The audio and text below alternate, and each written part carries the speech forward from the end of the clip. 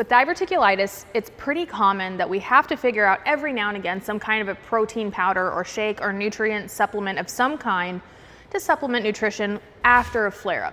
Usually this happens when you're not quite back to normal. You might be coming off of a liquid diet or you're in the soft food phase, and some shakes can really mess you up, and other shakes can be very, very helpful and get you the extra calories and protein that your body needs. I want to show you quickly with some labels how to tell the difference. I don't have any affiliation with any of these products. I just want to show you how to read the labels. And you'll find some of these that are actually the same brand have one flavor that works and a different flavor that does not work. So the big thing here is making sure that we're getting at least 80 to 90% of protein or carbs, not a mix of both. So the problem in most cases, like for Boost and Ensure, for example, and it's not to say that they might not have a flavor that could be more diabetic friendly where they've removed some of the carbs, but I just want to show you some examples. Okay, this is just the regular nutrition drink Ensure that a lot of people will recommend that you drink.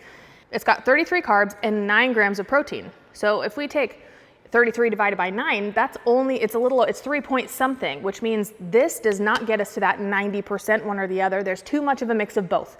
That means if you drink this, your body is going to produce more acid. Now let me show you, I'm just gonna go back and forth and show you what a good one looks like and what a bad one looks like. So Premier Protein actually has some that don't work, but in particular, the Premier Protein caramel flavor is a really easy one that does work well. So this one has 2 carbs for 30 grams of protein. If we take 30 divided by 2, we've got 15. That's a great ratio. That means it's really heavy protein, way more than 90%, and almost no carbs. Now, what you don't want to do is mix it with anything carb related, because that'll offset the ratio for what's in your stomach at any given moment. But this is a great protein supplement, not because of the brand or anything else that's in it, just the ratio is what we're trying to talk about. Okay, so let's circle back to some Boost. This is another one that's on every grocery store shelf. And again, I'm not saying that you wouldn't be able to find a different variety that might work under the Boost brand. Maybe they exist. I just bought an assortment at the grocery store so I can show you some examples. Okay, so this one has 28 carbs and 20 grams of protein. We're almost a 1-to-1. That's horrible. That's gonna make your body produce tons of extra stomach acid, perpetuate the problem, and you probably won't get much of the benefits of any nutrition that's actually in here if you have diverticulitis. Now, if you're not having a flare-up or you don't have diverticulitis, some people could get the nutrition out of this and be okay. That's not you. So it doesn't mean that anything that everybody else can do, you're gonna get away with. So this one, the caramel flavor is okay, but if we circle back to like our chocolate and our cafe latte flavors, we've got 4 carbs for every 30 grams of protein on both of these. And that puts us at about a 7.5 ratio. If you're in a really healthy space, you might get away with this. I don't recommend it during a flare-up because it's close, it's not quite there, and you don't want to play games with your health, okay? So we want to keep it one or the other. This one, Bolthouse Farms, it's got 30 grams of protein, but then it also has 37 carbs.